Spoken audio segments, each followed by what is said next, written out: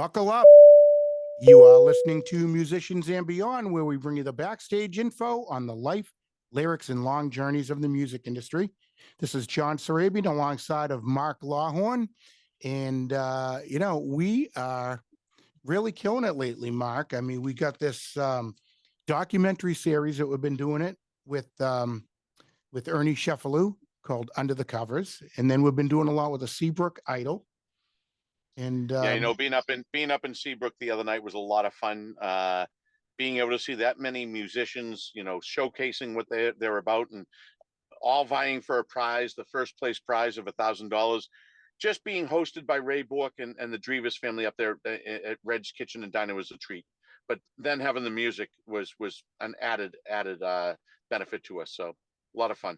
Yeah, the talent. One contestant was better than the next. Everyone was fantastic. Yeah, they were all winners in my eyes. Yeah, even the ones that at the end of the night, two get cut and eliminated, but they performed very well, and they just happened to be up against some enormous talent. It was a lot of fun to watch and be a part of. Yep, I totally agree. And you know what I'm excited for? I am so excited for today's guest. This guy, I mean, we've interviewed like the biggest of rock stars to everyone in the industry, and this guy actually has the coolest story. With you. Let me just paint a picture here. It was a warm summer day. It was September 9th in 2016 in Philadelphia, and this kid decides to go to a concert with his father. And the concert's Bruce Springsteen. So they were all excited on going, and then it suddenly turns into a shit show. They get on the wrong train, and it threw them off. But them getting on the wrong train turned out to be the best thing that ever happened to them, because it was a lottery system and it changed their place in line. So I'm going to introduce Matthew Aucoin, and he's going to tell us what happened, from the time that they got in line at the Bruce Springsteen concert to what it turned into. It's unbelievable. So Matthew, first of all, welcome. You're down in Texas. Yes, sir. Houston, Texas, born and raised. So take us back to 2016, September 9th. You're with your dad in Philadelphia, the Bruce Springsteen concert. You got on the wrong train. It threw you off. You get in line and you scored a pretty good number, which allowed you to get a nice spot in the arena. Yes. So I had been in the lottery system before, and I hadn't been so lucky. But in Oklahoma City, the selection was a lot smaller because it's not a big name Bruce City. It's Oklahoma, so you had a very good chance to get into the pit. With Philadelphia, I knew the chances were slim, but I wanted to give it a shot anyway. And so, like you said, I'm, and props to you for doing your research on that about getting on the wrong train and all that, and knowing all of that beforehand. That is awesome. But my dad and I showed up, and we got our numbers, and our numbers were 1306 and 1307, and the winning number was 1221. So we were like number 80, and immediately I knew, I was like, holy crap, I have this might actually happen, because I could have easily been bidded way back, and all of my signs would have gone to waste. I didn't just have that sign. I did have just regular song requests. Like, I think I had Racing in the Street, which she ended up playing. I think I had like Reason to Believe, in a couple of other ones, but of course that one was my big one. And so we got up there, and man, it was hot. It was, one thing about that night was it was very, very hot. And I wanted to wait for the right moment to hold up the sign, because Bruce can look at a sign and then he'll pan. If it's not at the right time, he could just pan over it and not really notice it again, no matter how much you throw it up. So I waited till the end of Rosalita, and Bruce was right there with Stevie, and this is where the YouTube video starts. And I just throw up my sign, and it's right in his face, and he looks at it, and he kind of just takes a step back, and he's just kind of like, whoa, this is different. Yeah. So the sign that you're talking about says can a college kid play No Surrender with you? That is correct. And on the bottom right of the sign, I put all of the chords in like a verse, chorus, bridge sequence, like capo, third fret, D, A, G, it's a very basic song. And so the reason why I did that was to show Bruce that I wasn't just trying to clown around and like just jump up on stage and wail this song. I wanted to show him that I actually knew how to perform the song and I actually knew the chords to the song. So he looked and then he started mouthing like, can he play? Can he play? And I guess my dad was right next to me and I guess he assumed that. So he goes to my dad and he's like, can he play? Can he play? And my dad is so funny. My dad was like, he said, whenever he told the story later, he's thinking, I have no idea if he can play this, but I'm going to say, yes, he can play it. Yes, he can play it. And so Bruce kind of looked at Stevie and Stevie kind of nodded yes. And then Bruce grabbed the sign. And then I was just kind of like, all right, here we go. And so I hopped up on stage and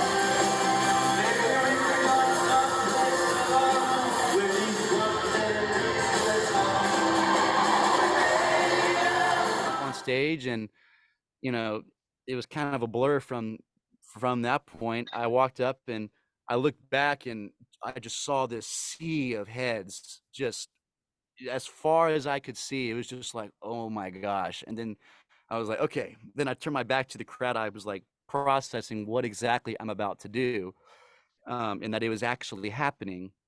And then Matt, yes sir. Question for you there. Who hands you a guitar?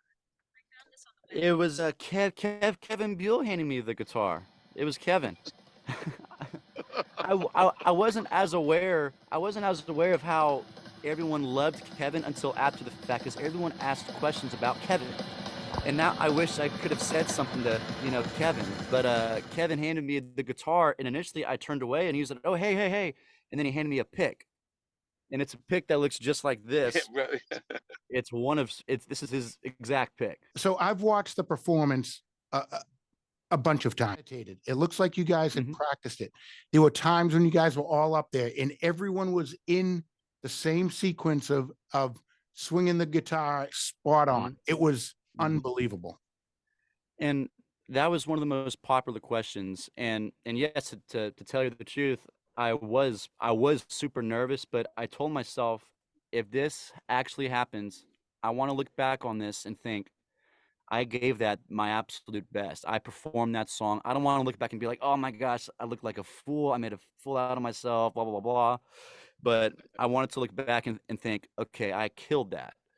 And so, but the way to that, as you were saying, one of the most popular questions to me was, oh, it had to have been staged. It must have been staged. Your dad paid Bruce. You guys have connections with Bruce. And I said, to be honest with you, it wasn't staged, but I wish it was, because that means A, I do have connections to Bruce. B, I could have talked with him behind stage. C, I could have actually rehearsed with the band, pictures and having that full backstage experience. But instead, it was exactly what you guys saw. I got up there, I played, had a few words, and I got off. And the reason why it seemed like it was just, we were all in sync is, you guys were all young and you guys were kids, and, you go on YouTube and you watch your idol, like your favorite artist growing up, and you have your headphones in, you're looking at yourself in the mirror, just as Bruce talks in his audiobook, and, you pretend that you're Bruce, and so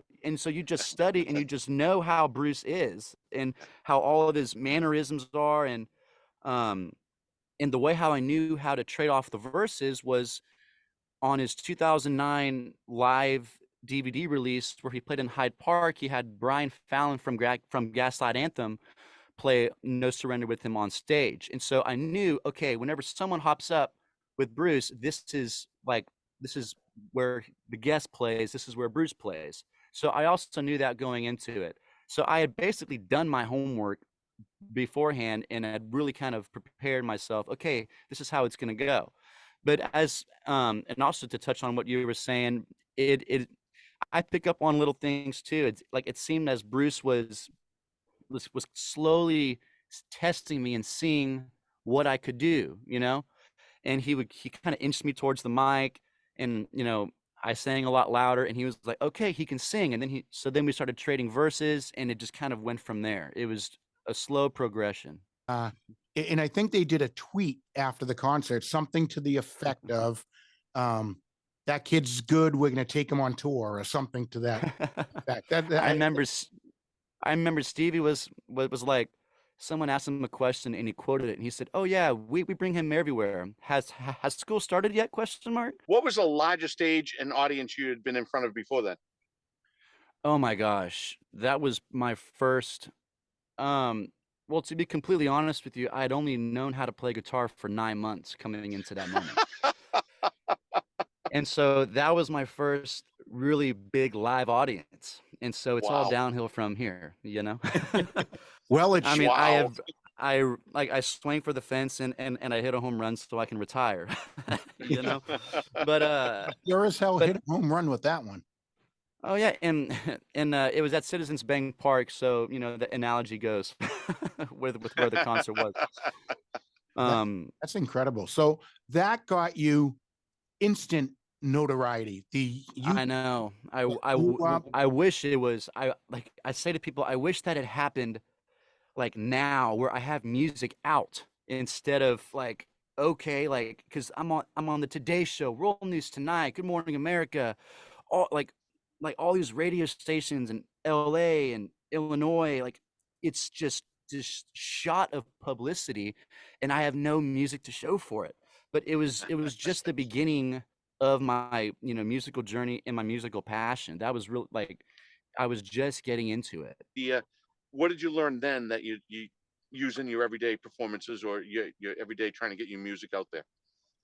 That's a good question. Mainly just how to compose yourself, how to interview well, kind of knowing your stuff beforehand, knowing exactly what to say and how to say it, using your words, like not saying like getting a point across in one sentence instead of taking 4 sentences, don't ramble and things like that. But the connections that I got from that experience, like whenever my first album came out, about a year and a half ago, I reached out to those same connections that reached out to me, for like a little article or whatnot, and they were able to publish something out of it. So I was able to use those same resources. So you're listening to Musicians and Beyond with Sarabian and Lawhorn, and we are having a hell of a conversation with Matthew Aucoin.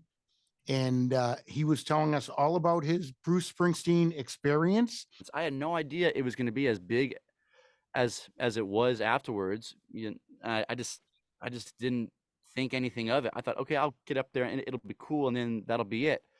And it's crazy. After I got off, everyone was like, of course, mobbing me and stuff, but the show kept going. So you kind of had to press pause on that moment, because you're at a Bruce Springsteen concert. You need to admire the concert, so you listen to the rest of the concert, and then as soon as the house lights go up, everyone starts flooding to me again.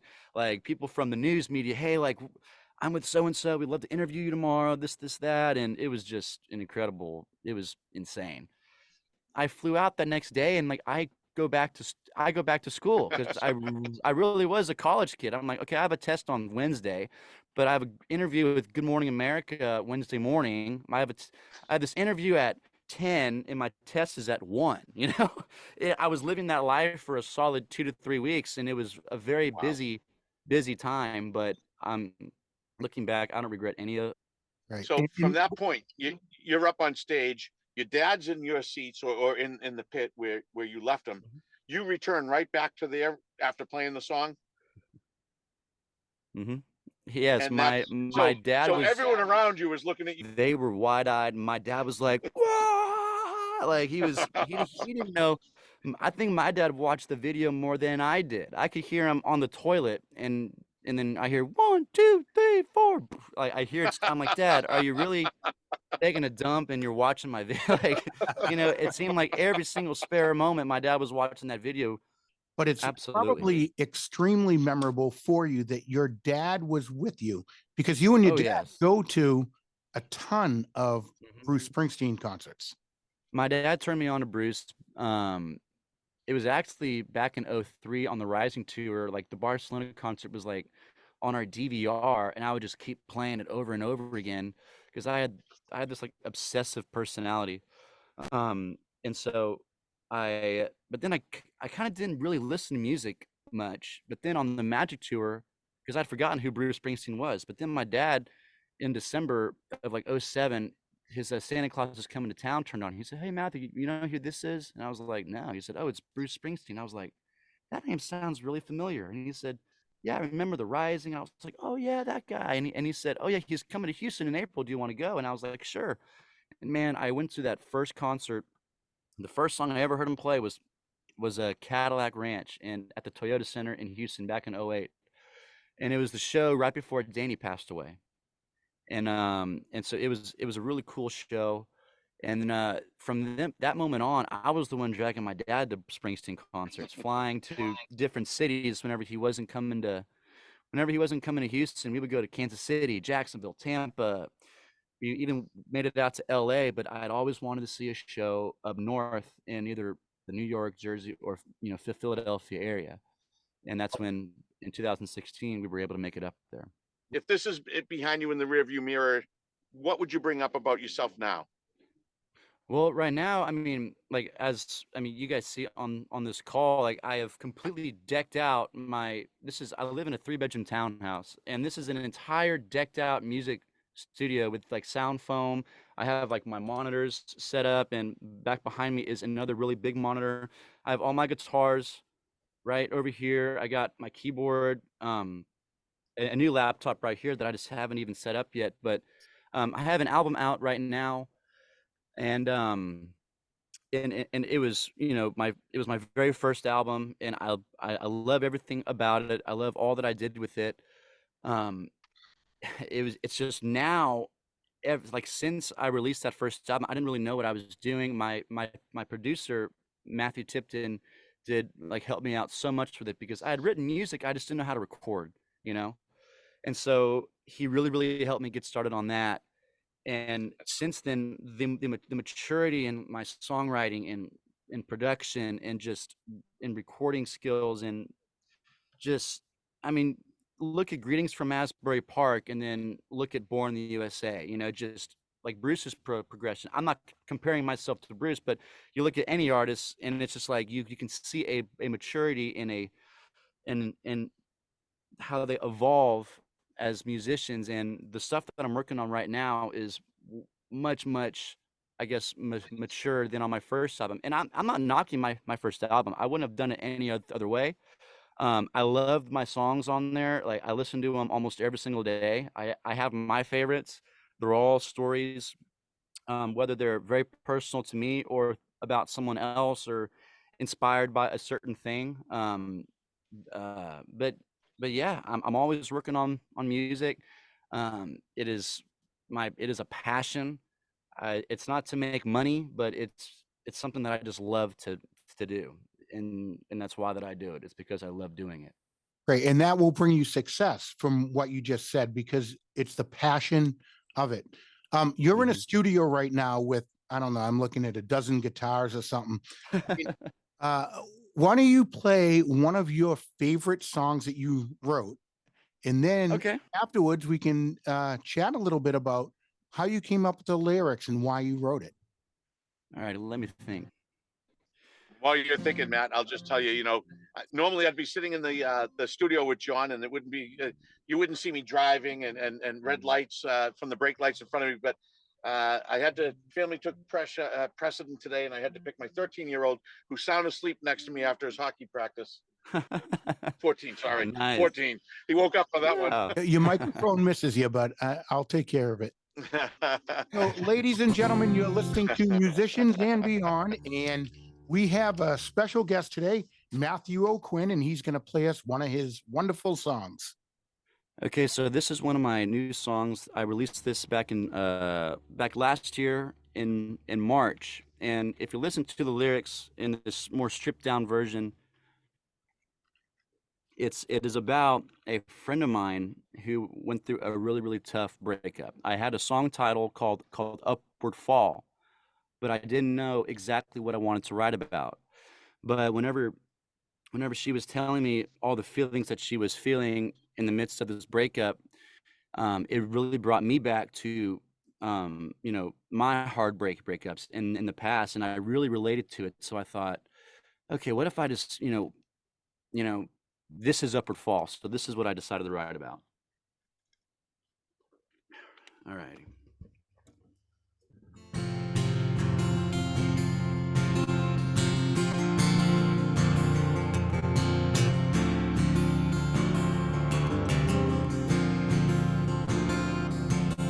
Your heart's been broke, your world's turned upside down. You don't want to hear anything except his sound. The ring of a phone, just one more call from the only one who's seen you through it all. Alone you fall asleep, crying late at night, 'cause everything he gave made you feel just right. You dream about that song y'all would dance to, while your forever man is out there looking for you. You're a 10 out of 10 and it's just your flaw. Perfect packages go to wrong doors. I promise one day you'll look back and say, it's not a downward stall, but an upward fall.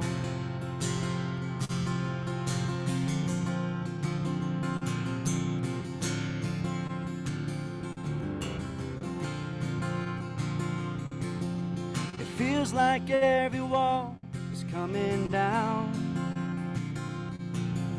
You wake up wishing you could get out of this old town. It feels like the same sad cycle of regret, from I love you to I wish we had never met. But you're a 10 out of 10 and it's just your flaw. Perfect packages go to wrong doors. I promise one day you'll look back and say, it was not a downward stall, but an upward fall.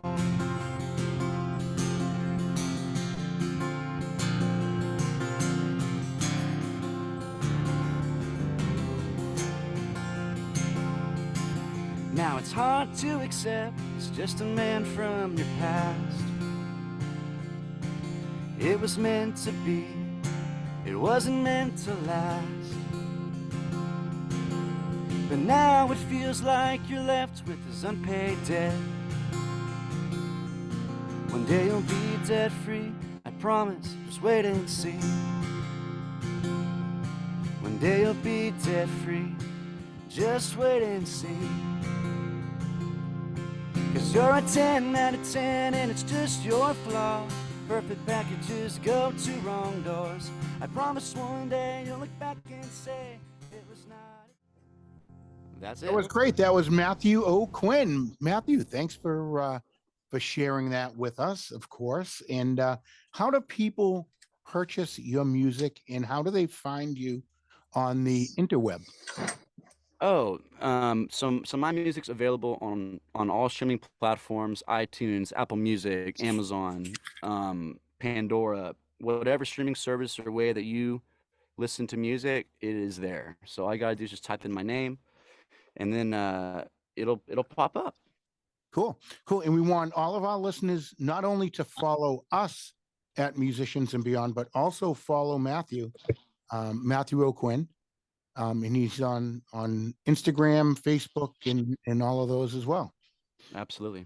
Great. Great. What do you have going on right now? What projects are in the works? So I have this song. I have a lot of music that I am currently working on. There's a lot of projects in the works. I'm currently working on a fully produced album. It'll be my second album, and Upward Fall will be on it. I am also releasing a new song called Brilliant Disguise within the next week or so. And I think that's one of my favorite songs that I've ever produced. I really pushed myself to my personal limits to see kind of what I was made of and to really discover my sound. And it's funny, I wrote that song I wrote Brilliant Disguise as a piano ballad, and I finished. I was like, you know what? No, this needs to be.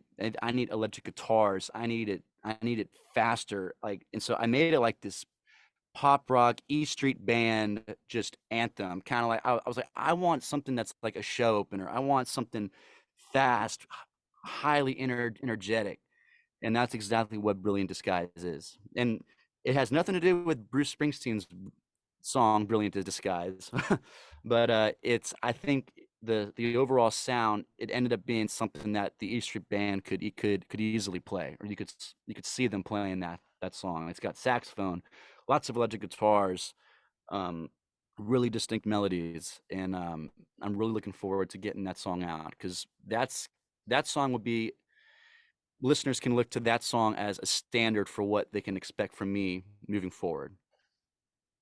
Great. Yeah. I've listened to a bunch of your music, and I was impressed with all the different pieces of the puzzle that you brought in to make the sound. Like you said, all the different instruments. Now, you don't play all the instruments yourself, but you do play more than guitar. What else do you play? I play harmonica. I play keys, piano, which and that dives in deeper to like organs or synthesizer pads. It goes just beyond piano. Yeah. If I can, so guitar, keys, piano, and I actually play a little bit of trumpet, but there's no trumpet on any of the albums yet. But yeah, so I can play a lot of different things. I can play a little bit of bass, but usually I'll either use software or I'll hire someone to play a bass, or my producer will play the bass, and that's kind of how we would do it. Sometimes it's not that I can't play a part. It's just if I hire someone else that maybe has better equipment or can put more of a polish on it, I will hire them to play the exact part that I played, just so I get the best quality sound possible. Like how Bruce has Steve play some solos, Niels plays some solos, and himself plays some solos. It is a lot of fun though, but doing it all yourself, it would be so nice to have a full band backing you, because then you can just go all of it at once. But instead, it's like I'm like, okay, let me lay down good guitars. Now let me do bass. Now keys. And I'm just slowly building the song out. It's like I can't imagine how awesome it would be to have a group of guys that know your sound, that could be able, that just know your taste and know how to play, When you're out gigging, do you have your own band that you play with? Usually for me, it is just solo. It is really hard for me to get out and gig, especially with other musicians. But whenever I do, it is just solo, because I have a day job, like this isn't what I do to, bring in income, but it is what I do. I am blessed in the sense that I'm able to do kind of both. I'm able to work full time and have a nice steady income, and be able to do my music in the free time, and be able to, slowly build out my, my repertoire of music, and be able to go out and occasionally play. Speaking of playing, John, I think now this would be a great time to play Matt's new song, Brilliant Disguise.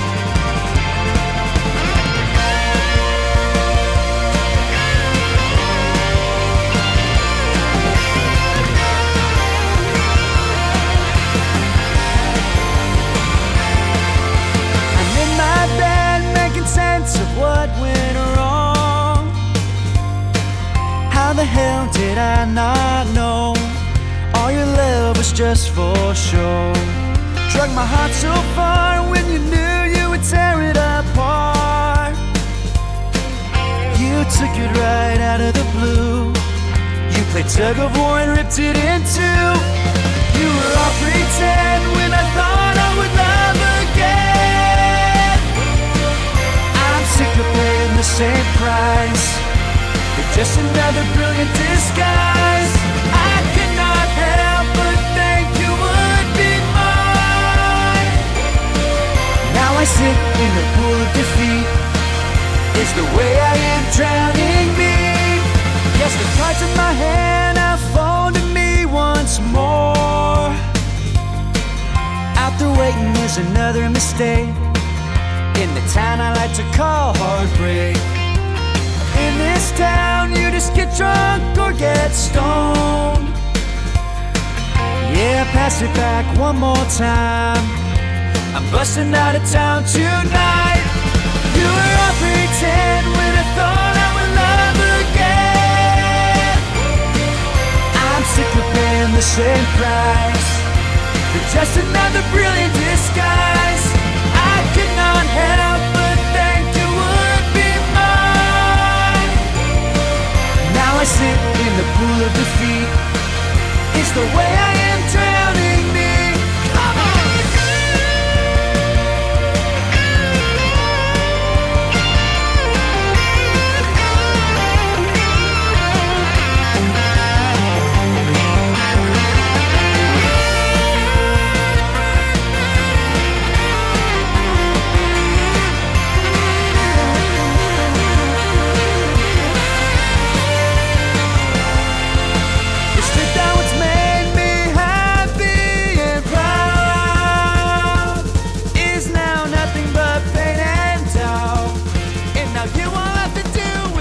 Brilliant Disguise by Matthew Aucoin. Matthew, tell us a little bit about how you wrote that song. I know it's very special to you. Oh yeah. You know, one thing going into my second album was I wanted to push myself to be more raw with the lyrics and the storytelling, songwriting, and you know, production, and you know how I sing and how I project my voice to really bring out the full story. That's why that, like I said earlier, that the song was originally a piano ballad, but I thought to myself, this sounds sad, but I'm angry, you know, and so I made an arrangement where I am, you know, angry. You know, it's like liking, you know, it's your typical man, like you played me type song. It's like, man, I thought you were one thing, but you were in another. You know, it's and you're just sick of going through the motions of I'm sick of paying this same price for just another brilliant disguise. You know, and that's pretty much what the song's about. Is it's just letting out this anger, in this anthem of a song with lots of energy. So people are going to be able to download that on all the major platforms. And what's the date of release? So right now we have a release date of January 13th. Great. Right around the corner. Yes. Next Friday. I have to tell you, you know, the before and after photos of your studio, you can see what the work you put in and the big change.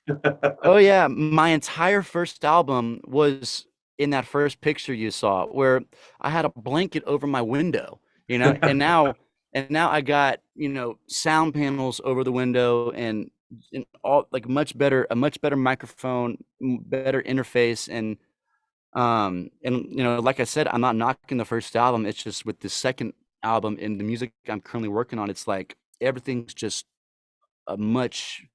it's a very big step forward. I've got some stuff I got a lot of stuff in the works. There's going to be music coming out in the coming months, whether it's singles. I will have a full album out later on this year. And I will be attending Bruce shows on this tour coming up.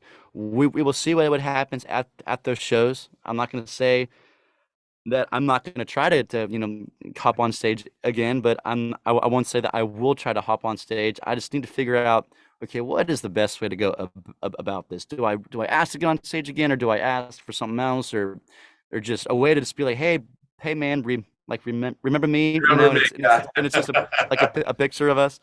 Would you ideally, if you had a chance to start a tour, where would you be? Oh, in Asbury Park, New Jersey, Love at the Stone Love Pony. it. Because those Shoot for the people stars. love live music. Those people love live music. That's such my vibe. And Yeah. and it's like, I wish, part of me wishes that I grew up in that area, because you're around so many more people. Like, Bruce is such a huge influence on me that, they'll be able to see that influence in my own music if I'm up there. So it's a good way to get some traction if I play up there. And of course, people know who I am. They might recognize me, or whatnot, up there as well, more so than here. And this is where I'm from. And so Houston's really awesome, and they do have live music, but you can't do live music like you can up north in that New Jersey, New York area. Great. Down here, it's mainly Texas country and cowboy type stuff. Yeah. So we want to thank Matthew Aucoin for spending his time with us again. And, make sure our listeners, you go out, you follow him, you download any of his music. He's on all the major platforms. Oh yeah, I'm on Instagram, just my first and last name. You will see me in a red shirt holding a guitar. Same with Twitter, Facebook.